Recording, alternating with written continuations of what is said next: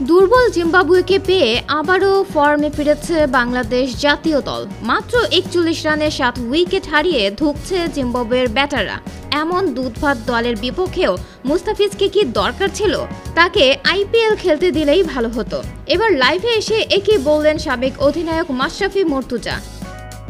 শ্রীলঙ্কার বিপক্ষে লজ্জাজনক হারের পর জিম্বাবুয়ের বিপক্ষে সিরিজ আয়োজন করেছে বিসিবি, যাতে বিশ্বকাপ প্রস্তুতি ভালো হয় বাংলাদেশের।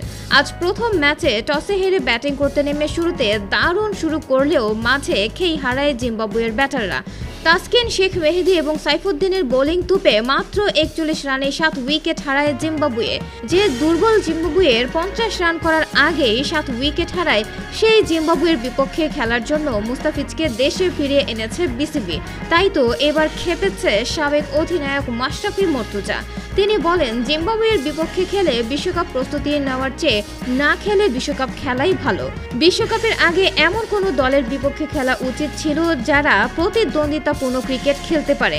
জিম্বাবুয়ের ব্যাটাররা তো মাঠে দাঁড়াতেই পারে না, ওদের বিপক্ষে বোলাররা উইকেট নিয়েও আত্মবিশ্বাসী হতে পারবে না। আর এমন জিম্বাবুয়ের বিপক্ষে খেলার উদ্দেশ্যে মুস্তাফিজকে দেশে ফেরানো একেবারে বোকামি। এই সিরিজে মুস্তাফিজের কোনো প্রয়োজনই ছিল না। তাকে আইপিএল খেলতে দিলে সে বিশ্বকাপ প্রস্তুতি ভালোভাবে নিতে পারত। সেখানে বড় বড় ব্যাটারদের বিপক্ষে বল করে সে নিজেকে তৈরি করতে পারত। মুস্তাফিজকে দেশে ফেরানোটা বিসিবির একেবারে ভুল সিদ্ধান্ত। সুযোগ থাকলে তাকে আবারও আইপিএলে ফেরানো হোক, কারণ চেন্নাইয়ের মুস্তাফিজকে দরকার।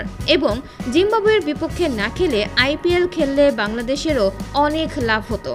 প্রিয় দর্শক, মাশরাফির সাথে কি আপনিও একমত? জানিয়ে দিন আপনার মতামত কমেন্ট করে।